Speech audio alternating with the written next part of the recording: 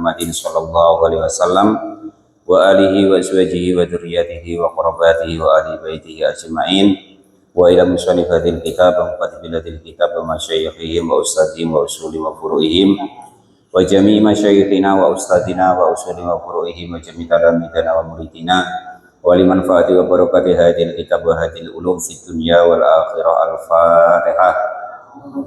A'udzu billahi minasyaitonir rajim. Bismillahirrahmanirrahim. Alhamdulillahirabbil alamin arrahmanir rahim maliki yaumiddin. Iyyaka na'budu wa iyyaka nasta'in. Ihdinas siratal mustaqim.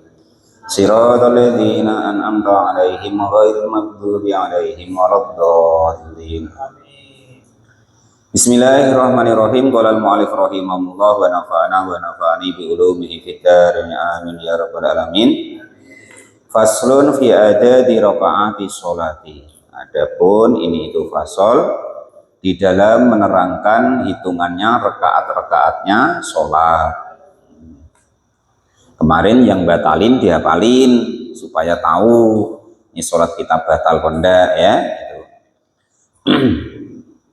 Wa rakaatil faraidi, dan adapun rakaat-rakaatnya sholat fardu.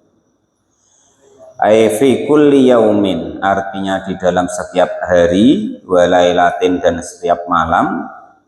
Fi sholatil hadiri, di dalam sholatnya orang yang bermukim, enggak bepergian.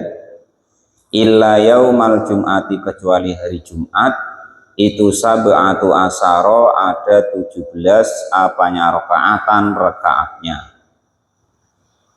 Sholat fardu dalam sehari semalam itu rakaatnya ada 17 rakaat. Tuh.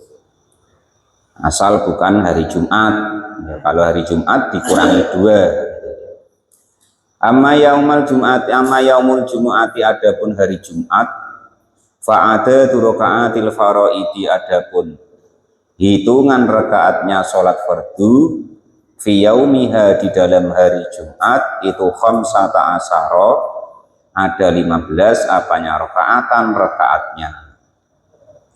Kalau hari Jumat, karena sholat Jumat itu cuma 2 rakaat, yang asalnya 17 menjadi 15. Wa amma adadu rakaati sholati safari, itu berhentinya di mana kalau 1 rakaat setengah itu kan gitu.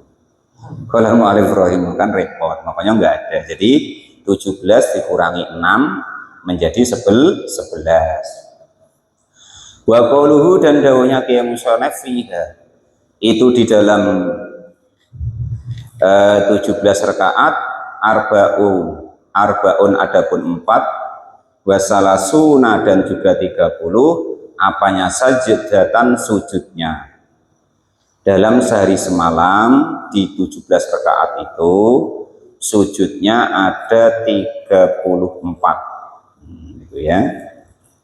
Karena setiap 1 rakaat 2 kali sujud. Wa arbaun, dan 4, wa tis'una, dan 90 apanya takbiratan, takbirnya, termasuk takbir-takbir yang sunnah.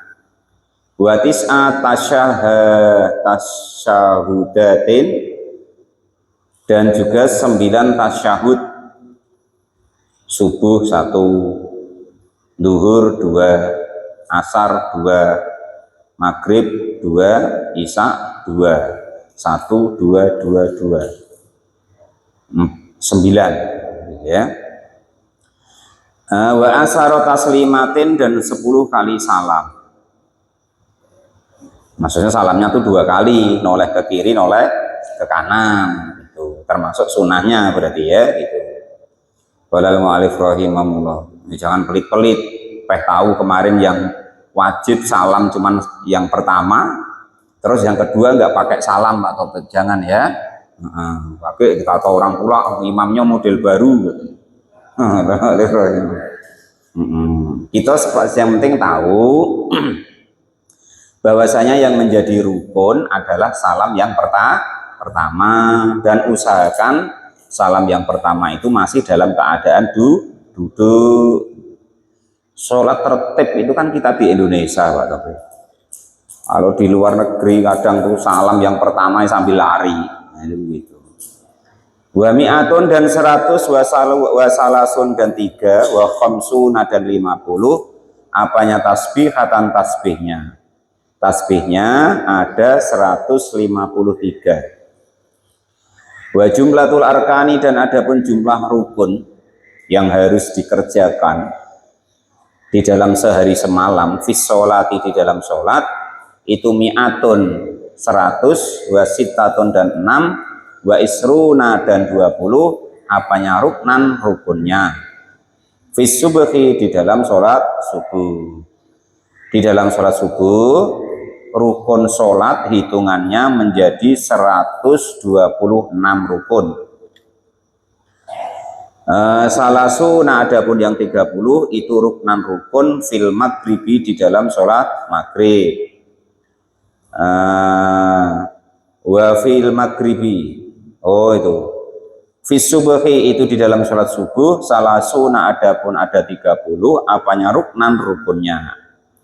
Dalam sholat subuh itu ada 30 hal yang wajib dikerjakan, gitu maksudnya, yang menentukan sah dan tidaknya sholat subuh. Wa fil maghribi dan itu di dalam sholat maghrib isnani ada 2 wa arba'una dan 40 apanya ruknan rukunnya. Kalau kok Pak Taufik sholat maghrib itu kalau dihitung rukunnya penentu sah dan tidaknya sholat ada 42. Kurang dari 42 rukun itu ketika sholat maghrib maka sholatnya berarti tidak sah. Nah, gitu ngitungnya gitu ya. Wa fi rubaiyati dan itu di dalam sholat yang golongan 4 rakaat arba'atun adapun 4 wa khamsuna dan 50 apanya ruknan rukunnya. Kalau sholat zuhur berarti rukunnya harus 54. Sholat asar demikian juga, begitu juga sholat isya. Yang jumlah keseluruhan dalam sehari semalam 5 waktu itu rukun sholatnya ada 126. Tuh, nanti diteliti dihitung sendiri-sendiri. Nah fikih itu sampai seperti itu. Nah, kadang tidak ya Pak Topik. Sholat fardu entah tentu entah tidak. Ini tanya sholat sunnah pula ya kan. Sholat fardu dikerjakan tak iya tak tidak ya kan. Ini sholat sunnah ditanyakan. Walal mu'alif rahimahullah. Tapi ya nggak apa-apa, itu ya baik ya kan. Yang penting mau sholat. Ila akhirihi hingga ke akhirnya itu dohirun nyata jelas ghaniyun tidak memerlukan anisarhi dari penjelasan. Sudah pasti segitu gitu maksudnya. Waman dan adapun barang siapa itu ajaza tidak mampu anil qiyami dari berdiri fil faridati di dalam sholat fardu lima syakotin karena adanya bahaya atau berat talhaquhu yang mengenai orang tersebut fi qiyamihi di dalam berdirinya sholat maka sholatlah siapa orang tersebut jalisan dalam keadaan duduk. Saking pentingnya sholat ya, itu orang andaikan nggak bisa berdiri boleh sholatnya sambil duduk. Duduknya bagaimana Pak? Ala ayhayatin atas bagaimanapun keadaan sa'a yang dia kehendaki. Duduknya bagaimana Pak? Bebas. Yang penting orang sini ngatakan masih itu namanya duduk masih boleh. Walakin iftirasuhu jangkung Pak boleh. Nah, orang sini ngatakan duduk pun enggak itu. Jangkung. Jangkung. Tuh, orang sini ngatakan duduk jangkung tuh. Yo, jongkok tuh. Nah, berarti boleh. Orang sini ngatakan duduk. Gitu ya. Asal itu namanya orang sini mengatakan masih duduk, masih boleh. Gitu. Dalam setiap sholatnya. Mau kok nggak bisa gitu ya. Walakin iftirasuhu tetapi duduk iftirosnya fi maudhi'i qiyamihi ketika dalam keadaan berdirinya itu afdalu lebih utama min tarabbihi dari bersilanya orang tersebut fil adhari di dalam qaul yang paling adhar paling sahih ya. Artinya bagaimana yang kalau bisa andaikan kalau tidak bisa berdiri duduknya duduk iftiros seperti tahiyat awal dulu ya gitu. Nah kalau kok tidak bisa, baru terserah bagaimana cara duduknya. Tidak perlu dipraktekkan ya, sudah praktek bolak-balik itu ya. Oke. Nah, selonjor Pak boleh. Tapi kalau bisa duduk yang iftiras tadi, iftiras banyak dia. Jangan iftiras bisa kok selonjor walaupun toh boleh, tapi ya jangan terus seenaknya gitu loh ya. Kalau mu'alif itu begitu. Wah boleh terus seenaknya, nggak boleh begitu. Ya sembujur di atas meja sambil ongkang-ongkang pula kakinya. Aduh. Jalan dari rumah. Kalau itu wajib berdiri dulu Pak ya. Ketika sholat fardu, itu tetap diusahakan berdiri dulu semampunya ya. Berdiri dulu semampunya, baru kalau tidak telap nanti duduk di kursi itu. Jangan dari rumah berjalan telap, tiba di masjid sholat sambil duduk, itu tidak cocok. Malaikat yo gedek-gedek gitu. Walah yo heran dia. Oh alah kok yo aduh ya model macam itu. Tapi Pak aku nengok ada yang begitu ya terserah. Kalau maksudnya kalau kita jangan begitu gitu loh. Sudah belajar, sudah ngaji kan. Tadi Pak Dar itu dari rumah ke sini bisa jalan kok. Nyampe masjid sholatnya sambil duduk. Dan nanti kalau malaikatnya jengkel ya kan, kaki kau udah bisa berdiri nih kau, kan? Akhirnya double yang nggak bisa berdiri ya kan. Balan mu'alif rahimahullah. Jalan yang nggak bisa berdiri, yang lainnya yang nggak bisa berdiri. Waman dan adapun barang siapa itu aja tidak mampu anil julusi jadi duduk sholat, maka sholatlah orang tersebut mutojian dalam keadaan tidur miring. Itu urutannya.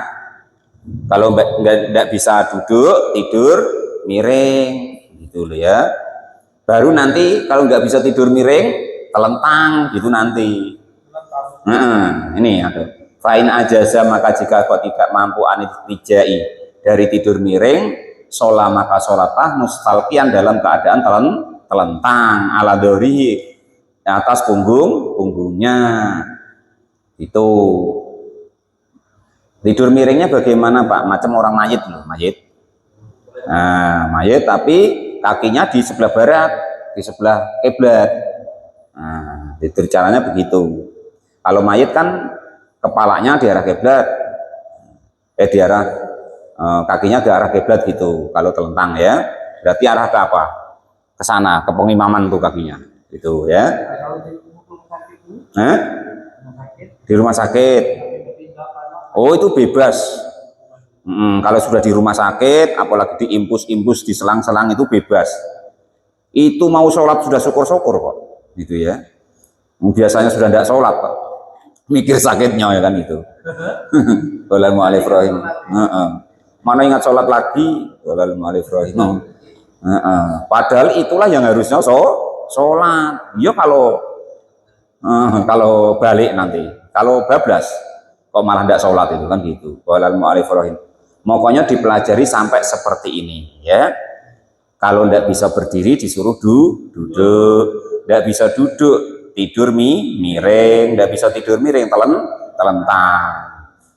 Wari jelahu dan adapun kedua kakinya itu lil kiblat ke arah kiblat. Ini andai kan telentang ya nggak bisa lagi Pak. Fa'in ajaza maka jika tidak mampu siapa man alat dalika atas telentang ya sudah nggak bisa lagi, kulluhu ya semuanya sudah stroke atau 2 truk lah, entah 3 truk ya kan. Maka bagaimana cara sholatnya? Auma maka berisyarat bitorfihi dengan kedipan matanya orang tersebut. Nah coba, nggak bisa bergerak asal matanya masih bisa ketip-ketip, itu wajib sholat. Ini masih soehat 10 kilir ya kan? Ya pas jangan ada bidannya lah Pak ya. Kalau pas ada bidannya ya ngomong maksudnya aku mau sholat suster atau bu apa namanya bu perawat gitu, biar pas kita ketip-ketip nanti pas sholat itu biar dikira ngetipin dia gitu. Wage dia nggak tahu kalau kita sholat ya kan, pas kita ketip-ketip gini dikira godo dia. Nah sudah apa namanya kanji pula orang lana mati kok. Begitu. Wanawa dan berniatlah siapa orang tersebut biqalbihi dengan hatinya. Jadi cara ketipnya bagaimana Pak? Ini ketika kalian takbiratul ihram ketip niat Allahu Akbar sambil di hati nih niat. Baca Fatihah juga begitu di dalam hati. Umpama masih bisa melafatkan ya dilafatkan.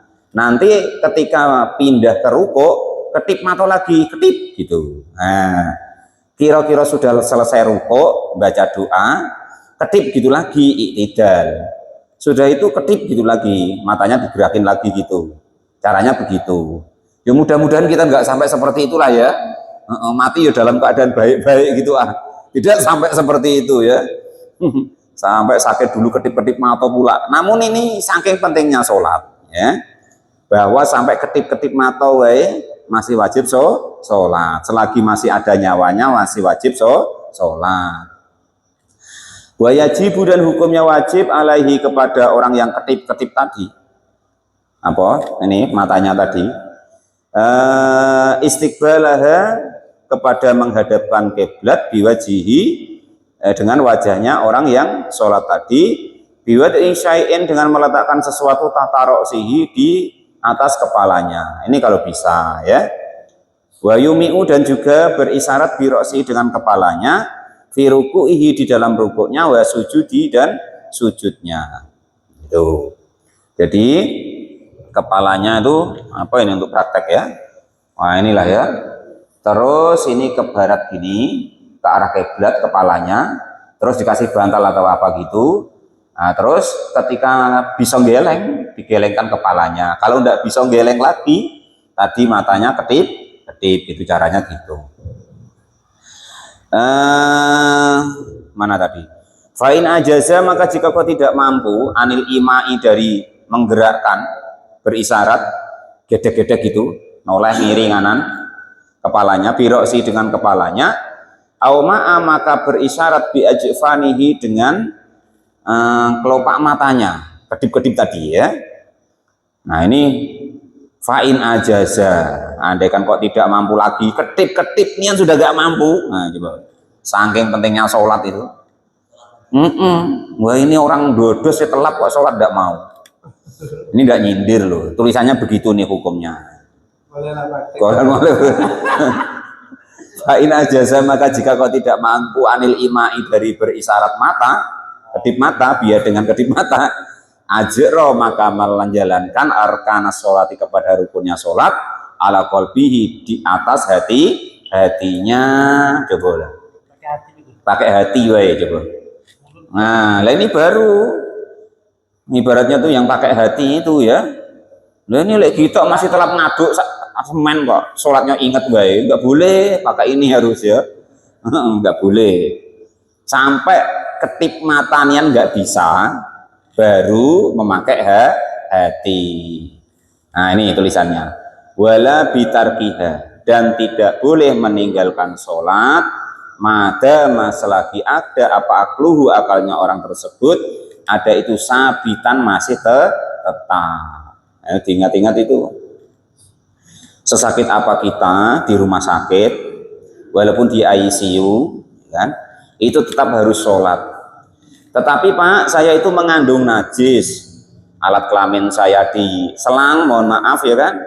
Nah, terus dan tidak bisa bersuci, tetap harus sholat. Tetap harus sholat. Bagaimanapun caranya dia bisa sholat. Kalau gerakannya seperti tadi. Nah, kalau dalam keadaannya dia tidak bisa bersuci, maka ketika dia wajib sholat tadi, ketika besok dia sembuh, wajib mengulangi. Nah, caranya begitu.